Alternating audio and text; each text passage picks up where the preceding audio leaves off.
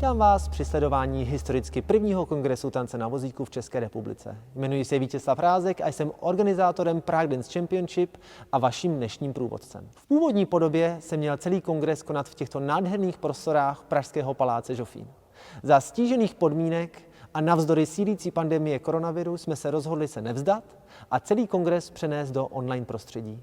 Věříme, že i v tomto formátu budete mít z tohoto historicky prvního kongresu skvělé zážitky a především inspiraci pro váš vlastní tanec. Kongres samotný by nebylo možné zrealizovat bez pomoci partnerů, kterým bychom tímto chtěli velmi poděkovat. A to jmenovitě Městské části Praha 1, nadaci Čtení pomáhá, nadaci ČES a SKV Praha.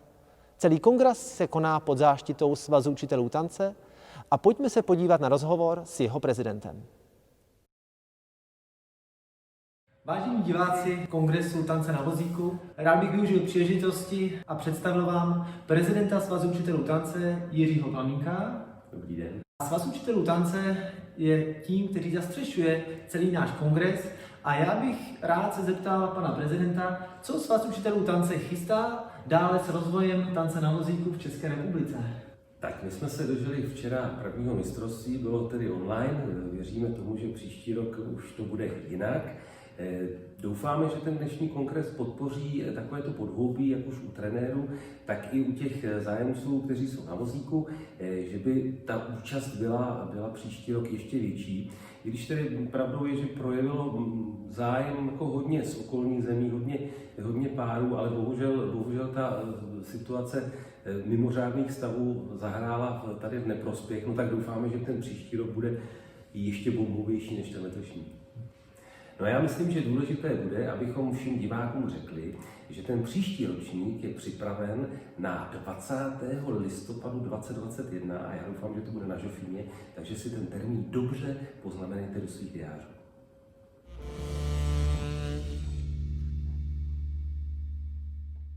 Děkuji za rozhovor panu prezidentovi Jiřímu Plamínkovi a ještě předtím, než se vrhneme do samotné výuky, bych se rád ohlédl za nedávnou minulostí tance na vozíku v České republice. A k tomu poprosím Michaelu Krunclovou ze Sportovního klubu vozíčkářů. Tak my víme, že v našem klubu už nabízíme dlouhý roky moderní tanec, ale od loňského roku se prvně konají společenské tance vozíčkářů. Konají se v Praze a my k tomu zveme všechny vozíčkáře, ať jak s jakýmkoliv handicapem, který by měli chuť vyzkoušet něco nového. A stačí se najít stránky Sportovního klubu vozíčkářů Praha, kde všechny informace k tomu, jak kdy kurzy budou, kde budou probíhat, najdete. Já jsem na vozíku 15 let a dostat se na vozík není vůbec jednoduchá situace. Člověk ze zdrava jsem sportovala a žila jsem aktivním životem a ta změna pro člověka je velmi náročná. A co mě pomohlo to překonat a žít jako zpětně s radostí, byl právě sport. Já sama osobně tanec dělat nemůžu, protože nemám zdraví ruce, ale pro ty lidi, kteří ty ruce nemají handicapovaný, ten tanec může být opravdová radost, která může překonat denní splíny a bariéry, který handicap do života přináší. Tak si myslím, že člověk v tanci může nalíst opravdového zpětně ducha života hezkýho. K tanci na vozíku. My ve Sportovním klubu vozíčkářů se snažíme už dlouho získat někoho, kdo nám se společenským tancem vozíčkářů pomůže, protože jsme věděli, že to ještě nikdo po celé republice nedělá. Ale v zahraničí, po Evropě, už je mnoho párů, který tančí na vrcholové úrovni. A naším cílem bylo sehnat někoho, kdo nám tomu pomůže. A my jsme strašně rádi, že jsme narazili na Vítka Ráska a školu tance pro všechny, který se s námi do toho vrhli úplně po hlavě. A vlastně z ničeho nic se tady vybudoval oddíl tance, který pravidelně trénuje i první historická soutěž tance na vozíku. A ještě v krásných prostorech paláce Žofín, což je úplně perfektní. Takže si držme palce, aby se nám to rozjelo a pokračovalo to další roky dál a dál a měli jsme hodně tanečních párů. Dovolte mi nyní přivítat mé dnešní kolegy, budou jimi Kristýna Miková a Rostislav Vyhnálek. Předtím, než začneme, bych na ně rád prozradil, že Kristýna je profesionální porodkyní a trenérkou ze školy tance pro všechny a Rostia je aktivní tanečník, jak sami na závěr také uvidíte, a tančí se svojí partnerkou Zuzanou Chalupovou.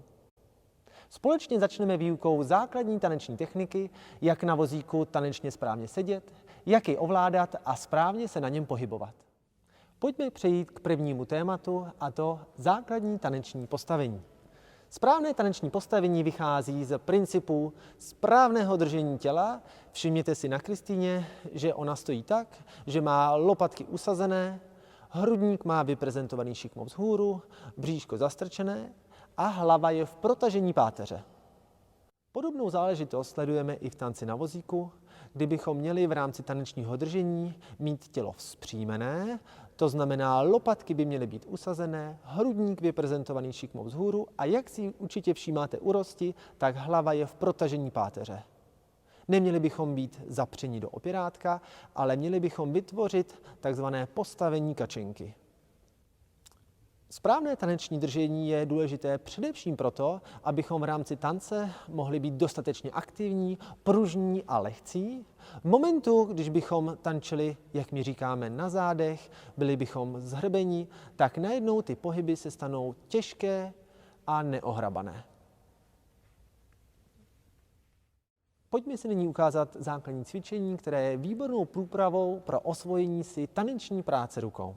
Vychází z baletu a já bych nyní poprosil Kristýnu a Rosťu, že nám toto cvičení ukáží. Začneme první pozicí, která je tvořena baletním kroužkem, spočívající tím, že máme ruce před tělem. Druhá pozice je, že ruce se dostávají na úroveň hrudníku.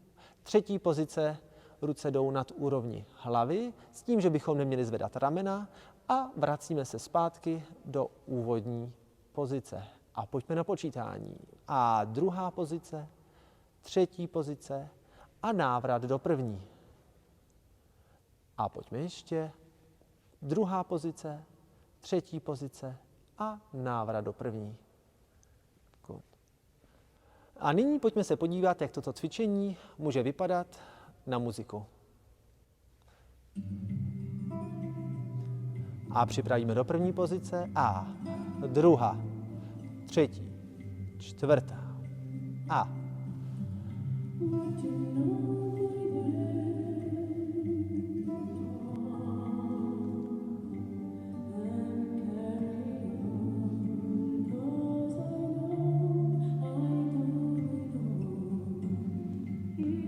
děkujeme. A nyní se pojďme podívat na základní průpravu ovládání vozíku. Protože když tančíme, měli bychom jej i tanečně ovládat, což sebou nese určitá specifika. Začneme v pozici, kdy máme ruce v neutrálním místě na obruči. Dopředu předesílám, že cokoliv budeme tvořit, tak vždy musí být tak, že máme ruce v kontaktu s obručí. Druhá pozice bude, že ruce dáváme dopředu, poté se vracíme do základní pozice a ruce přecházejí vzad. Poprosím Rosťu, že bude pokračovat a vás, diváky, pojďme si všimnout, jak to ten Rosťa vlastně tvoří. Protože on nejenom, že posouvá ruce po obruči, ale všímejte si také, jak používá ramena a potažmo i celý trup.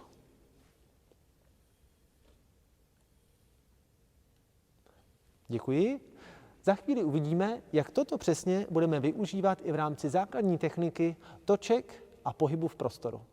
Pojďme se nyní podívat, že v rámci tanečního pohybu na vozíku si Rosťa připravuje pohyb a že jeho ruce nekončí tentokrát na obruči, ale pokračují ve směru pohybu tak, že ruce se krásně dopínají a tím doprovází elegantní způsob pohybu. Toto je základní způsob provedení. Nyní si pojďme zkusit takzvanou lokomotivu, kdy se ruce budou střídat. Tentokrát zůstávají na obruči a využíváme flexibility ramen, které dodávají tomuto způsobu pohybu ladnost a eleganci. Ruce se střídají a stále zůstávají v kontaktu s obručí. Nyní si pojďme ukázat další typ pohybu, kterým jsou vlnky vpřed, kdy používáme flexibility ramen a tyto vlnky můžeme tančit vpřed, ale můžeme samozřejmě i vzad. Ruce se střídají a v zásadě stále zůstávají na obruči. To, co je důležité, že tak, jak jsme si ukázali na začátku, tak stále udržujeme vznosné taneční postavení, protože v momentu, kdybychom byli nahrbeni, tak tuto ladnost určitě nevyprodukujeme. Pojďme se podívat na základní průpravu točení v rámci tance na vozíku. A již nyní si všimněme, co ta příprava vlastně v sobě obsahuje. Všimněte si, že Rosťa si připravuje pravou rukou po obruči dopředu a levou si šahá vzad. A pojďme čtvrtotáčka. A v rámci tvoření těch čtvrtotáček stále zůstávají jeho ruce v kontaktu s vozíkem a všimněte si, že využívá toho, co jsme procvičili v rámci předcházejícího cvičení, a to používání ramen pro zvýšení rozsahu pohybu rukou. Toto točení můžeme tvořit i na druhou stranu a pojďme točení vlevo. Zatím probíhá točení čtvrtotáčky. Všimněte si, že stále má rozťah vzpřímené postavení těla a nedostává se do záklonu. Pojďme si nyní zkusit otočku o celou polovinu. Rozťah se opět připraví. Všimněte si, že ta příprava je mohutnější a pojďme se točit. A i v rámci tohoto typu točení vždy dojde k přípravě pro další pohyb. Pojďme zkusit doleva. Takže nyní má levou ruku dopředu a točí se o polovinu, kdy opět využívá pohybu ramen proto, aby ten pohyb byl snadnější a lehčí. My jsme si vyzkoušeli otočky o čtvrtku, otočky o polovinu a pokud budete mít kuráž a chuť, můžete stejně jako Rosťa si vyzkoušet točku o celé kolo.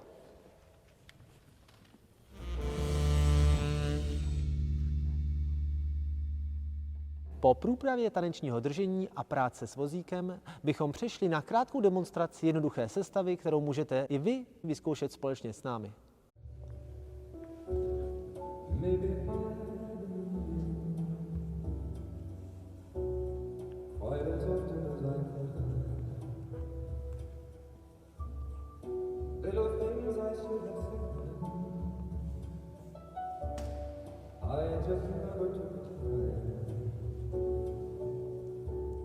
Skladli jsme sestavičku rumby na muziku, nyní si pojďme jednotlivé figury a kroky postupně vysvětlit. Začínáme klasickým prvkem zvaným New York. Pojďme a 2, 3, 4, 1, 2, 3, 4, 1 a 2, 3, 4, 1. A já bych nyní poprosil Kristýnu a Rosťu, že nám ukáží začátek sestavičky pomalinku, kdy Kristýna vychází levou nohou a 2, 3, stop.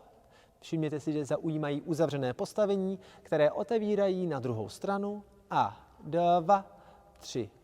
Zastavíme, opět máme uzavřené postavení, které otvíráme do promenádního a 2, 3, 4, 1. Další figurou, která následuje, je takzvané lasso, kdy Rosťa zvedá levou ruku nad úrovní své hlavy a Kristýna jej obchází a 2, 3, 4, 1, 2, 3, 4, 1. Zakončí úkrokem před ním a nyní bude následovat takzvaná solo otáčka a 2, 3, 4, 1 a druhá solo otáčka 2, 3, 4, 1.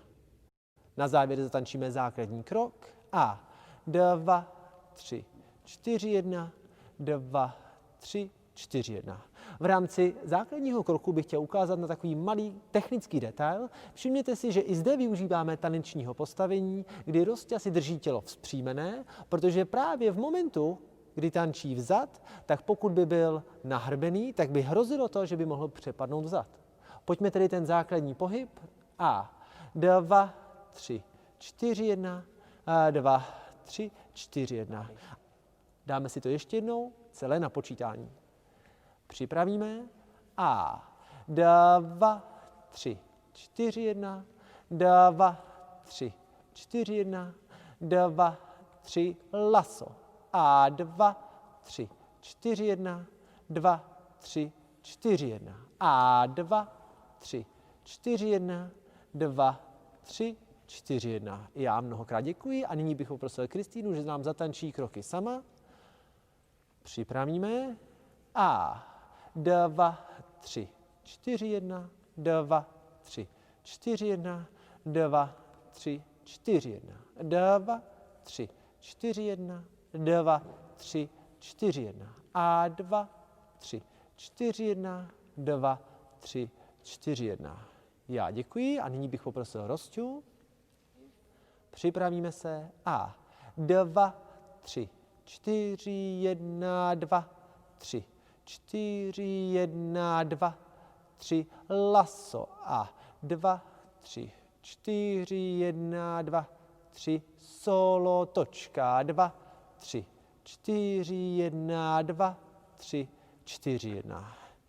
My si ukážeme ten začátek ještě jednou, kdy musím Rosťu velmi pochválit, protože si můžete všímat, jak pěkně využívá techniku čtvrtotáček v rámci figury New York. Pojďme se na to podívat. Rostě se připraví a jdeme čtvrtotáčku a nazpět a připraví do dalšího pohybu, čtvrtotáčka na druhou stranu a opět přechycení a čtvrtotáčka.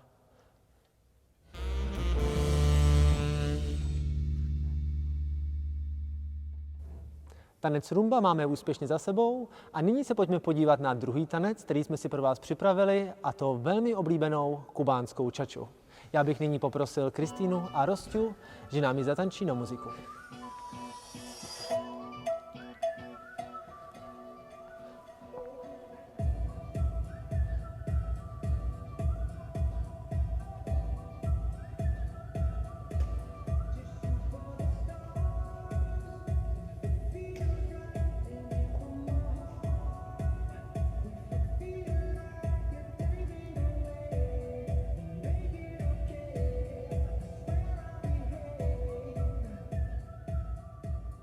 Pojďme si nyní tyto choreografii vyzkoušet na moje počítání. Začínáme tentokrát v základním postavení proti sobě. Kristýna začíná levou nohou vzad a tančíme základní krok. A pojďme ča, ča, ča, 2, 3, ča, ča, ča, 2, 3, ča, ča, ča, 2, 3, solo, točka, 2, 3, ča, ča, raz a 2, 3, ča, ča, raz, 2, 3, ča, ča, raz, 2, 3, ča, ča, základní, 3, ča, ča, ča. Děkuji. My se nyní rovnou podíváme na provedení solo otočky a návaznosti na New York. Pojďme ze základního kroku. Ča, ča, ča, 2, 3, ča, ča, ča, 2, 3, ča, ča, ča, 2, 3, ča, ča, solo otočka a 2, 3, ča, čára. Předtím, než se podíváme na celou choreografii ještě jednou, pojďme si ukázat jeden takový technický tip, který platí pro většinu latinskoamerických tanců. Vychází z toho, že když se v páru točíme, tak nikdy to není tak, že chodící partner tahá partnera na vozíku, ale že partner na vozíku pomáhá do toho točení. My si toho můžeme všimnout v rámci části New York.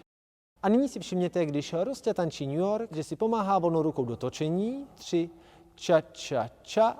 Nyní si pojďme ukázat kroky dámy. Připravíme se a ča, ča, ča, 2, 3, ča, ča, ča, 2, 3, ča, ča, ča, 2, 3, ča, ča, ča, 2, 3, ča, ča, ča, 2, 3, ča, ča, ča, 2, 3, ča, ča, ča, 2, 3, ča, ča, ča, základní krok. Děkuji. Nyní bych poprosil Rosťu o jeho taneční choreografii, tance ča-ča. Připravíme se. Ča-ča-ča, 2, 3. Ča-ča-ča, 2, 3. Ča-ča-ča, 2, 3. Ča-ča-ča, 2, 3. Ča-ča-ča, 2, 3. Ča-ča-ča, 2, 3. Ča-ča-ča, 2, 3. Ča-ča-ča, 2, 3. Základní krok. Na závěr celého našeho kongresu bychom vám rádi poděkovali za pozornost. Věříme, že mnohé z toho, co jsme si tady dnes společně vyzkoušeli, využijete hned při první taneční příležitosti, až tato koronavirová pandemie pomine. Budeme se těšit, ať už tady v Praze, či v okolních městech na vás, na nové zájemce o tanec na vozíku, a to z řad tanečníků, tak i lektorů. Budu rád, když využijete kontaktní údaje, které právě teď jsou pode mnou, abychom mohli společně vymyslet, jak právě vy, či váš známý, či známá, byste mohli s tancem na vozíku začít. V každém českém městě je taneční klub a já vám velmi rád pomohu, abyste i vy mohli začít tančit ve vašem blízkém okolí. Na závěr bych rád poděkoval osobě, která mě velmi inspirovala a mnohému v tanci na vozíku naučila. Děkuji panu Androvi Mičunkovi z Bratislavy, který zde bohužel nemohl být s námi, ale věřím, že na nás v dobrém myslí, jako i my myslíme na něj. Na závěr mi již nezbývá nic jiného, než se rozloučit s vámi, našimi diváky, poděkovat Kristýně a Rosťovi za skvělou spolupráci a vám popřát krásné taneční zítřky.